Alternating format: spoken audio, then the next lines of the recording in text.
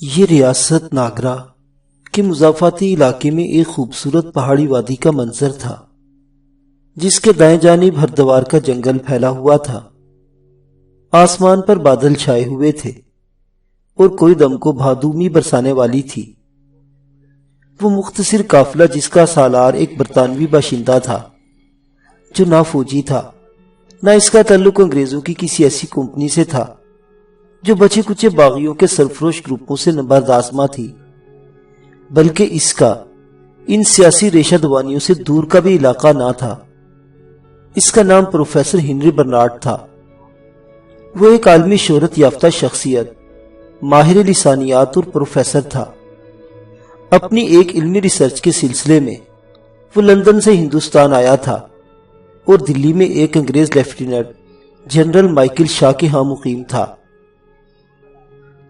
اس کے مختصر قافلے میں ہر نسل و قومیت کے لوگ شامل تھے، جن کی حیثیت ملازموں سے بڑھ کر نہیں تھی، ماں سوائے اس کے خاندان کے ایک فرد کے، اور وہ فرد اس کی جواں سال اور گلے رانہ بیٹی رینا تھی۔ وہ ضد کر کے لندن سے باپ کے ساتھ آئی تھی۔ وہ فطرتاً ایڈونچر پسند تھی۔ باقی دیگر ملازمین کی تعداد 5 تھی۔ 2 تو انگریز فوجی تھے جنہیں ساتھ لینے پر پروفیسر ہنری برنارڈ محترض ہوا تھا، مگر مائیکل شاہ نے احتیاطاً انہیں ان کے ساتھ کر دیا تھا۔ علاوہ ازیں ایک نوجوان فرنگی جوڑا بھی تھا۔ 2 مونے بیوہ بیوی ملازم تھے، یہ ہندو تھے، اور 5واں شخص ایک خوبرو اور مسلم نوجوان شوکت حسین تھا۔ یہ مائیکل شاہ کے گھوڑوں کے سائس کریم بخش کا اکلوتا بیٹا تھا۔ ابھی تھوڑے دنوں پہلے ہی کی تو بات تھی جب پروفیسر ہنری برنارڈ اپنی جواں سال خوبصورت بیٹی رینا کے ہمراہ لندن سے دلی پہنچا تھا۔ ویل مسٹر ہنری، ہم آپ کو یہاں تاج برطانیہ کی حکومت میں خوش آمدید کہتے ہیں۔ دلی کی ایک قلعہ بند قابض حویلی میں لیفٹیننٹ جنرل مائیکل شاہ، جو ایک سرخ فوجی وردی میں ملبوس تھا، نے پروفیسر ہنری برنارڈ اور اس کے مختصر خاندان کا پرتپاک استقبال کرتے ہوئے کہا۔ اس کے لہجے سے غاصبانہ فتح کی بو آ رہی تھی۔ اس کے ہاتھ میں ایک شیشے کی چھوٹی سی گلاسی تھمی ہوئی تھی جس میں انگوری مشروب تھا۔ وہ اس کے چھوٹے چھوٹے گھونٹ بھر رہا تھا۔ ایک ایسی ہی گلاسی اس نے ہنری کو بھی تھما رکھی تھی۔ جنرل مائیکل شاہ ہنری برنارڈ کا ہم عمر اور اسی کی طرح دراز قامت تھا۔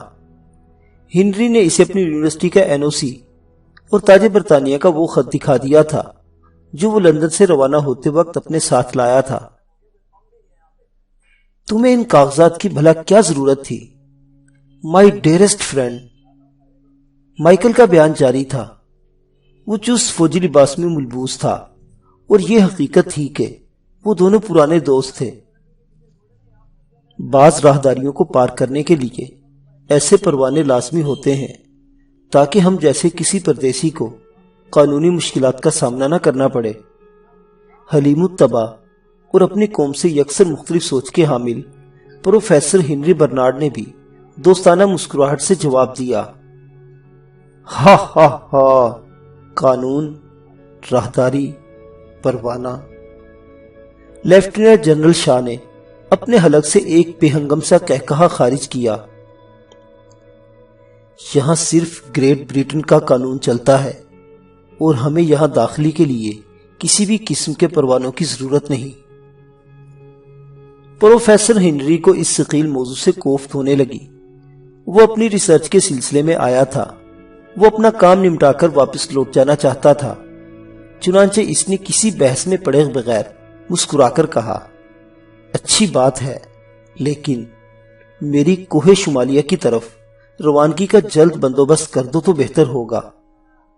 ارے ابھی تمہیں آئے چند ہی روز تو ہوئے ہیں مائی ڈیئر فرینڈ، کیا اتنی جلدی تم نے ٹیم بھی بنا لی؟ مائیکل کے لہجے میں حیرت تھی۔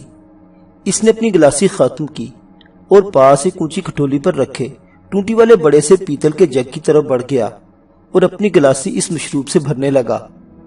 ساتھ ہی اس نے ہنری کو بھی اشارہ کیا تھا، مگر اس نے اپنی خالی گلاسی قریب دھری ایک تپائی پر رکھ کر انکار میں سر کو جنبش دی۔ میں اپنی ٹیم بنانے کا نصف کام پہلے ہی کر چکا تھا۔ یہاں کچھ ایسے مقامی لوگوں کی ضرورت تھی، وہ بھی میں تمہاری مدد سے ہائر کر چکا ہوں۔ اب بس مجھے روانہ ہونا ہے۔ کچھ دن اور مجھے دے دو، ابھی حالات بہتر نہیں ہیں، بٹ ڈونٹ وری، جلد ہی بہتر ہو جائیں گے۔ کلیرنس ملتے ہی تمہیں آگاہ کر دوں گا۔ اس کی بات پر ہنری کے ہونٹوں پر طنزیہ مسکراہٹ اود کر آئی تھی، اور اس کے ہونٹوں پر یہ بات آتے آتے رہ گئی کہ کمال ہے مسٹر شاہ، یہاں آپ نے کیسی حکومت بنا رکھی ہے جہاں قلعہ بند رہنے کو محفوظ اور باہر نکلنے کو خطرہ سمجھا جاتا ہے۔ مگر وہ خاموش رہا۔ اسی وقت ایک وردی پوش سپاہی اندر داخل ہوا اور جھک کر مؤدبانہ انداز میں جنرل مائیکل سے بولا، سر، لال چند اور گرمکھ سنگھ آپ سے ملنا چاہتے ہیں۔ اوہ، ہمارے وفادار آ گئے، ضرور کوئی خاص خبر لائے ہوں گے، فوراً بھیجو انہیں۔ جنرل مائیکل شاہ نے کہا۔ سپاہی الٹے پیروں لوٹ گیا۔ ہنری ایک گہری سانس لے کر وہاں سے جانے کی عرض سے بولا، تم اپنے وفاداروں کے ساتھ میٹنگ کرو، میں ذرا نہیں۔ مائیکل نے اس کی بات کاٹ دی اور معنی خیز مسکراہٹ کے ساتھ بولا، ذرا تم بھی اس میٹنگ کا حال دیکھ لو اور دیکھو کہ ہماری چالوں نے کس طرح یہاں لوگوں کو ہمارا مطیع اور فرما بردار بنا رکھا ہے، دماغی چالوں سے یا بزور طاقت؟ ہنری نے زیر لب کہا تھا، جسے مائیکل شاہ نہ سن سکا تھا، کیونکہ اسی وقت دو افراد فدویانہ انداز میں ہاتھ جوڑے اندر داخل ہوئے۔ ان دونوں نے سفید ململ کی دھوتی اور اوپر لمبا کرتا پہن رکھا تھا، چہروں پر چاپلوسانہ مسکراہٹ رقصہ تھی، رنگ سانولے تھے۔ ان میں سے ایک درمیانی عمر کا اور دوسرا پختہ العمر تھا۔ یہ دونوں ہندو بنیے ان لوگوں سے تعلق رکھتے تھے جو انگریز حکمراں کے مراد یافتہ اور راتب خور تھے۔ یہی نہیں بلکہ انگلش آرمی میں ان دونوں کو ایک خاص عہدہ بھی انگریز سرکار نے تفویض کر رکھا تھا۔ میجسٹی کی جے ہو، میجسٹی زندہ باد کہتے ہوئے وہ دونوں ٹو دی مین اندر داخل ہوئے اور نہایت مؤدبانہ انداز میں انہوں نے مائیکل سمیت ہنری کو بھی کورنش کیا۔ بیٹھو my dear friends, general Michael Shah نے ان دونوں سے کہا۔ لال چند اور گرمکھ سنگھ سامنے والے ایک صوفے پر دھنس کر بیٹھ گئے، جبکہ جنرل مائیکل پہلے ہی اپنے صوفے پر پراجمان ہو گیا تھا اور ہنری کو بھی اپنے قریب آنے کا اشارہ کیا تھا۔ انہیں لانے والے ملازم کو مائیکل نے اشارہ کیا تو اس نے جلدی سے ایک خوبصورت شیلف پر رکھی دو گلاسیوں میں سے مشروب اڈیل کر ان کے سامنے میز پر رکھ دیا اور ایک طرف مؤدبانہ انداز میں کھڑا ہو گیا۔ لگتا ہے تم دونوں کوئی خاص خبر لائے ہو، مائیکل شاہ نے ان دونوں کے سامنے دھری گلاسیوں کی طرف اشارہ کرتے ہوئے کہا۔ بالکل سرکار، خبر کیا ہے، بس ایک نیا کھڑاک سمجھ لو، چندی چندی مکار آنکھوں اور نبوترے چہرے والے لال چند نے فکرمند لہجے میں کہا۔ کیسا کھڑاک؟ مائیکل نے اپنی آنکھیں سکیڑ کر اس کی طرف سوالیہ نظروں سے دیکھا۔ سرکار، جنگ آزادی تو اپنے آخری دم پر ہے، مگر ان مسلوں کے دلوں میں ایک نئی تلسی پروان چڑھنے لگی ہے۔ ذرا کھل کر بات کرو مسٹر، تاکہ ہم کچھ سمجھ سکیں۔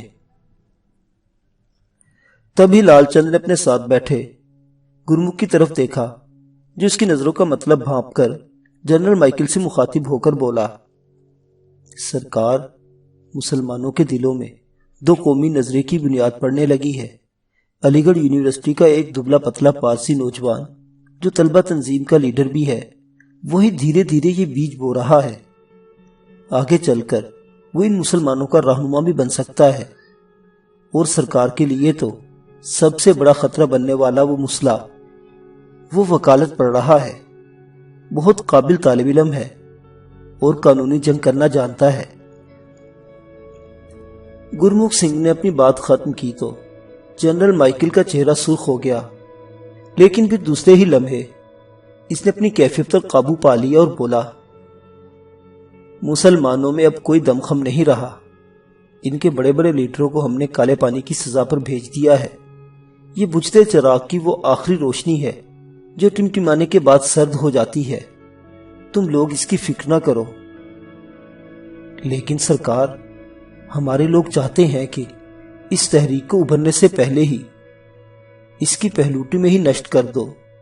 یہ آگے چل کر آپ کے لیے بھی خطرہ بن سکتے ہیں۔ اس بار لال چند نے کہا تو مائیکل شاہ چند ثانیے کے سوچنے کے بعد اپنی جیب سے ایک سگار کیس نکال کر بولا، تو ٹھیک ہے پھر، برِ صغیر کے ہندو مسلم جو اپنی آزادی کی جنگ میں مصروف ہیں، انہیں مسلمانوں کے دلوں کے میل سے آگاہ کر دو۔ پھر یہ آزادی کی یہ طاقت منقسم ہو کر خود ہی ہمیشہ کے لیے دم توڑ جائے گی۔ ارے واہ سرکار، کیا گجب کی ترکیب سوچی ہے۔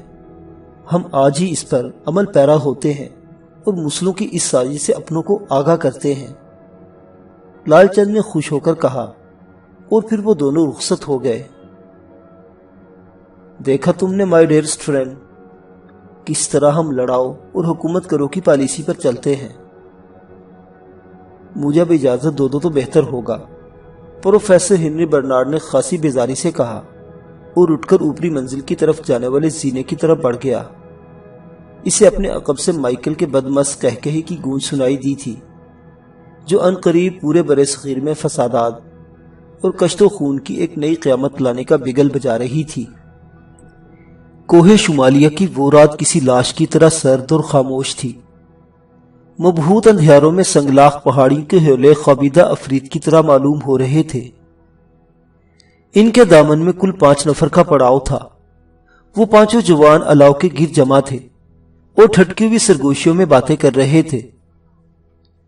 الاؤ پر ایک چوبی قینچی میں جنگلی خرگوش کے 2 سالم پٹھور پکر بوٹی کی طرح سرخ ہو گئے تھے اور وہ باتوں کے دوران اس پر سے گوشت نوچ نوچ کر کھا رہے تھے۔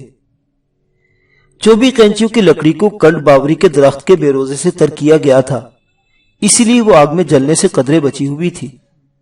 یہ مخصوص لکڑی اور بیروزہ مل کر ایک ایسا تیل نما مواد بھی خارج کر رہی تھی جو خرگوش کے گوشت کو لذیذ بنائے ہوئے تھی۔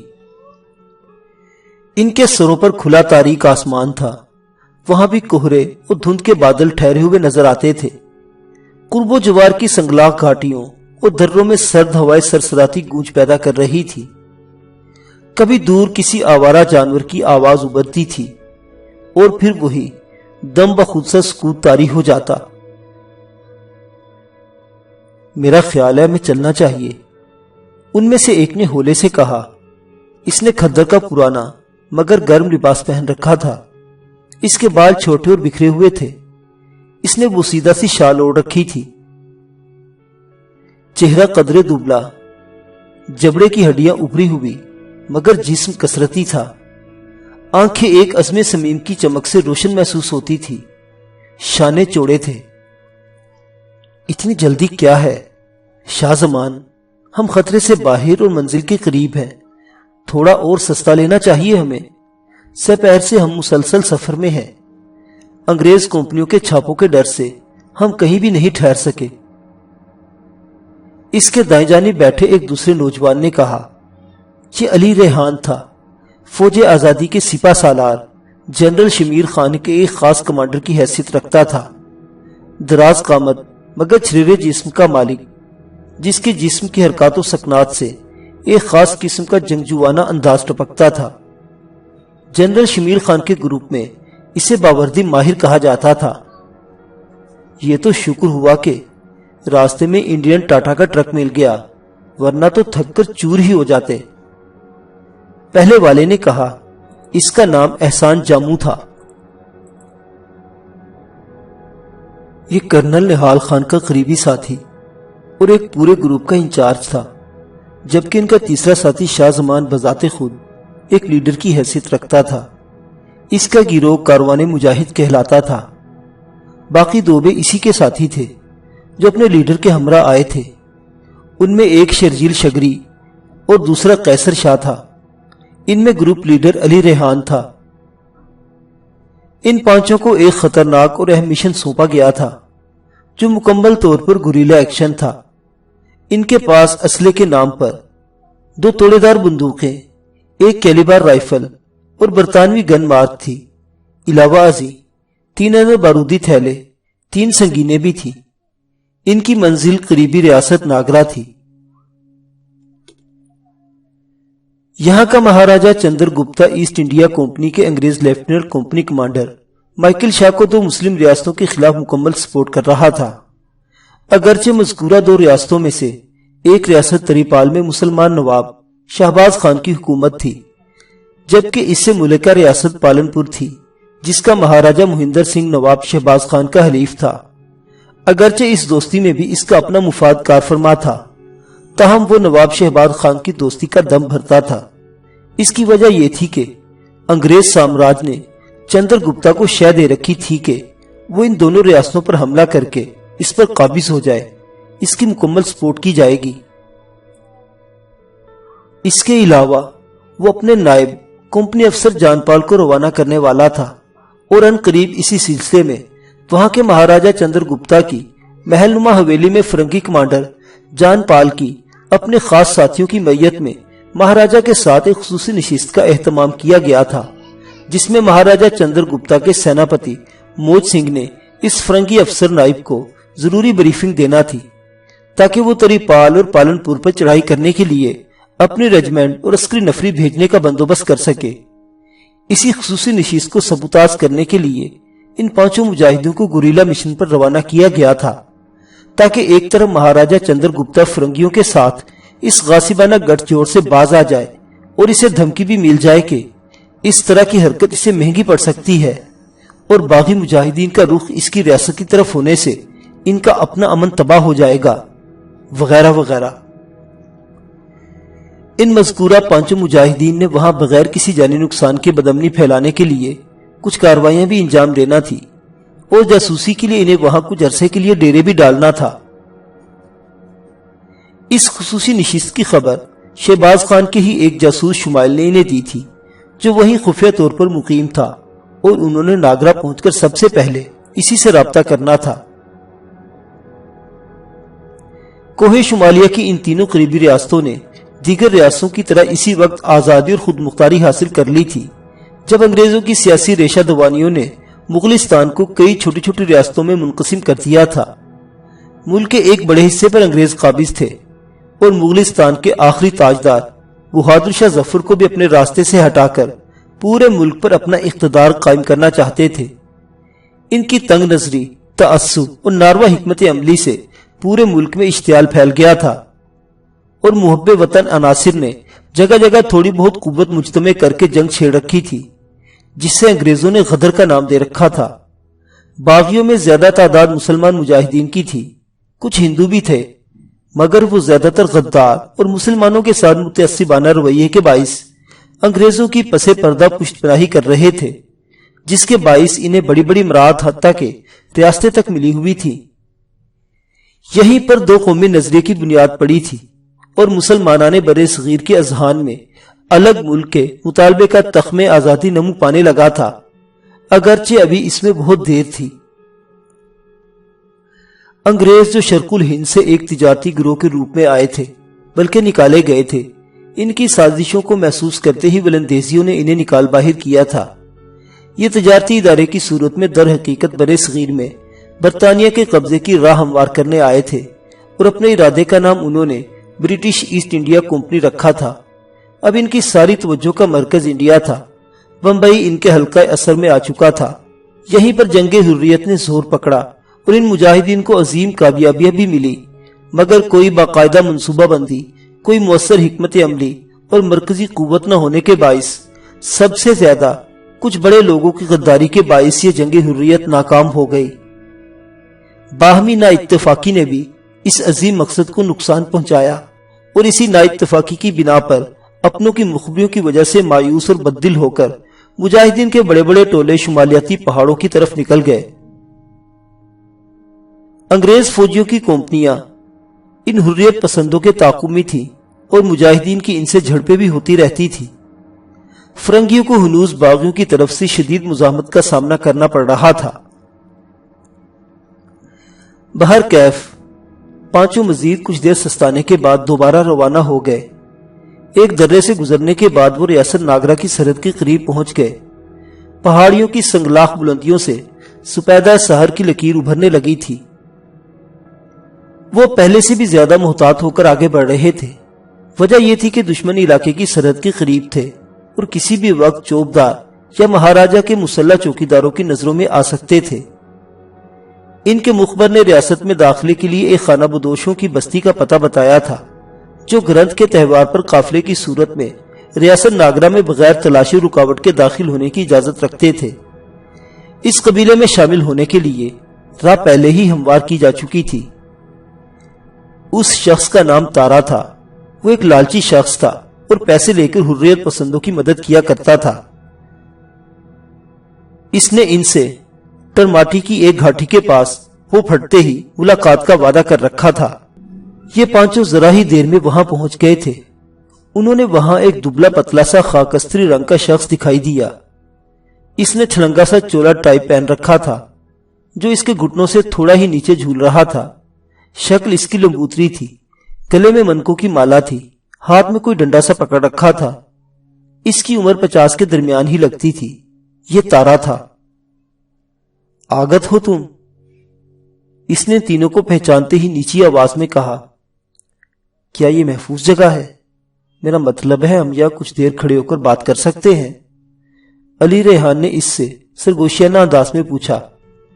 اس طرف آ جاؤ، تارا نے ادھر ادھر گردن گھما کر کہا اور ایک دائیں جانب کی چٹان میں بنی گھپا کی طرف بڑھا۔ یہ تینوں بھی اس کے پیچھے ہو لیے۔ وہ گھپا سامنے سے تنگ مگر اندر سے کشادہ تھی، البتہ اس کی چھت کافی نیچے تھی اور وہاں جا بجا سنگلاخ رکھنے نظر آ رہے تھے، جن میں سے جھاڑ جھنکاڑ عمر رسیدہ درختوں کی جٹاؤ جیسی سوکھی شاخوں کی مانند جھولتا نظر آ رہا تھا۔ اسی وقت دور سے سنگلاخ ویرانوں میں کوئی جنگلی جانور چیخا۔ اس کے بعد وہی دلوں میں ہیبت طاری کر دینے والا سناٹا تھا۔ وہ پھٹنے کی روشنی کسی حد تک اندر پڑ رہی تھی۔ تارا ایک تاریک کونے میں جا کر دوبارہ نمودار ہوا۔ اب اس کے ہاتھ میں ایک میلی جیکٹ سی بوسی چپکی ہوئی تھی۔ وہ اس نے ان تینوں کے سامنے پھینکتے ہوئے کہا، اس میں وہ تمہارے مطلب کا سب سامان موجود ہے، جلدی سے پہن لو، میں تب تک باہر کھڑا ہوتا ہوں۔ تارا یہ کہہ کر غار سے باہر جانے لگا تو شازمان نے اسے روک دیا۔ اس کی ضرورت نہیں ہے، تم ادھر ہی رکو، کہیں باہر کھڑے ہو کر دیکھ نہ لیے جاؤ۔ تارا وہیں ٹھہر گیا۔ احسان جامو نے شازمان کی طرف دیکھ کر مسکرا کے کہا، پسند آئی دوست، تمہاری یہ احتیاط پسندی۔ اس کے بعد شازمان نے اپنے دونوں قریبی ساتھیوں شرجیل شگری اور کیسر شاہ کو اشارہ کیا۔ وہ دونوں حرکت میں آئے اور بغچی کھول ڈالی۔ اس کے اندر اسی طرح کے گندے سندے چولے نما کپڑے، ٹوپیاں اور رنگین مالائیں بکھری پڑی تھی۔ اب ترنت کام نپٹا لو، دیری ہو رہی ہے، آگے بھی جانا ہے ہمار کو۔ غار کے دہانے کے پاس کھڑے محتاط انداز میں باہر جھانکتے ہوئے تارا نے ان سے کہا۔ وہ پانچوں حرکت میں آئے اور ذرا ہی دیر بعد وہ سب بھی تارا جیسے نظر آنے لگے، البتہ اپنا اسلحہ انہوں نے ان لٹکتے جھولتے چولوں کے نیچے جسموں کے ساتھ باندھ دیا تھا۔ ہاں یہ بات ہوئی نا، تارا ایک دم چہک کر بولا، نکلو باہر، جیسا سمجھایا ہے ویسا ہی کرنا۔ یہ کہہ کر سب سے پہلے وہی گھپا سے باہر نکلا، کیونکہ دھانے کے قریب وہی کھڑا تھا۔ پھر جیسے ہی یہ پانچوں بھی اس کے عقب میں گھپا سے باہر نکلے، ایکا ایک ہی ایک گرجدار آواز نے ان کے قدموں کو منجمد کر ڈالا۔ Halt and don't be move, تم سب کے سب ہمارے نشانے پر ہو۔ پانچوں کو یک لس سانپ سونک گیا۔ تارا تو وہیں سینہ تھامے زمین پر لیٹ گیا۔ وقت کی سنگینی صرف چند ثانیے کے لیے بھاری سل کی طرح ان کے سروں پر مسلط تھی، اور پھر اگلے ہی لمحے اس اہم مشن کو سبوتاس ہونے سے بچانے کے لیے کاروان مجاہد کے شازمان نے سر دھڑ کی بازی لگا دینے کا اٹل ارادہ کیا۔ اس نے اپنے دونوں ساتھیوں شرجیل اور قیصر کو آنکھ کا مخصوص اشارہ کیا، اور اسی وقت دونوں جوانوں نے اپنے لیڈر کے اشارے کو بھانپتے ہی خود کو اس مشن پر دردانہ وار قربان کر دینے کی ٹھان لی اور بجلی کسی تیزی کے ساتھ حرکت میں آئے۔ لمحاتی توقف اور کسی ساتھی کی جافروشانہ حرکت کا انتظار یہ ان گوریلوں کی تربیت کا حصہ تھا۔ ایسے کسی بھی خطرناک موقع پر دو ہی باتیں ان کی منتظر ہوتی تھی، یا تو ہتھیار ڈال دو یا پھر سر دھڑ کی بازی لگا دو، اور شاہ زمان نے اپنے دونوں مذکورہ ساتھیوں کو اسی بات کا اشارہ کیا تھا۔ ان کی عقابی نظروں کے احاطے میں سرے دست 5-6 گنبردار تھے۔ انہی دھڑکتے ہوئے لمحات میں شرجیل اور قیصر نے بجلی کسی تیزی کے ساتھ حرکت کرتے ہوئے اپنے باقی تینوں ساتھیوں کو اپنے جسموں کی ڈھال پہنا دی۔ اسی وقت گولیوں کی بھیانک تڑتڑاہٹ گونجی۔ شرجیل اور قیصر رقص اجل کے نرغے میں آ چکے تھے، مگر یہ ان کا جذبہ حریت تھا کہ انہیں جس خاص مقصد کے لیے اپنی جانوں کو نذرانہ پیش کرنا چاہا تھا، اس کے لیے وہ دونوں گولیوں سے چھلنی ہونے تک تنے کھڑے رہے، جب تک کہ ان کے باقی ساتھیوں کو دشمن کے خلاف کچھ کرنے کا موقع نہ مل گیا۔ وہ دونوں جیسے ہی جام شہادت نوش کرتے ہوئے زمین پر گرے، اسلحہ پوش دشمن کا یہ گشتی گروپ ایک لمحے کو دنگ رہ گیا، کیونکہ باقی تینوں حریت پسند غائب تھے۔ ایک لمحے کو تو انہیں اس چالاکی کا پتہ ہی نہ چل سکا، مگر دوسرے ہی لمحے غار کی سنگلاخ دیواروں کی آڑ لیتے ہی علی ریحان، احسان جامو اور شاہ زمان اپنی گنیں نکال چکے تھے۔ اب انہوں نے اپنے دو ساتھیوں کی قربانیوں کو ضائع نہ جانے دینے کی قسم کھا لی تھی، اور دشمن کو اسی لمحاتی حیرت میں مبتلا کرتے ہی ان پر گولیاں برسا دی۔ وہ سب حلق سے بھیانک چیخیں اگلتے ہوئے گرے۔ کچھ نے پیچھے کو ہٹ کر گرتے ہوئے کسی چٹانی آڑ میں جانے کی کوشش کرنا چاہی تھی، مگر بے سود۔ مجاہدین کی گولیوں نے انہیں چاٹ ڈالا تھا۔ اس مختصر سی گھن گرج کے تھمتے ہی کوہ شمالیہ کی ان سنگلاخ فضاؤں میں ایکا ایکی سناٹا طاری ہو گیا۔ تارا ہنوز اوندھے منہ پتھریلی زمین پر پڑا تھا اور اس کے دونوں ہاتھ گدی پر تھے۔ علی ریحان نے اسے ٹھوکر لگائی۔ تارا، کھڑے ہو جاؤ، وقت نہیں ہے ہمارے پاس۔ اس کی آواز سن کر تارا ایک دم کھڑا ہوا اور پھٹی پھٹی آنکھوں سے ان تینوں کی طرف اور زمین پر خون کی چھپڑی میں پڑی لاشوں کو دیکھنے لگا۔ اس کے بعد انہیں اشارہ کرتے ہوئے ایک طرف ہو لیا۔ تینوں بھی اس کے پیچھے ہو لیے۔ انہیں اپنے دونوں ساتھیوں کی موت کا ازحد دکھ تھا، اور اسی دکھ نے ان کے کوہ شکن حوصلوں اور عزم صمیم کو مزید پختہ کر دیا تھا کہ وہ اپنے مشن میں ہر قیمت پر کامیاب ہوں گے۔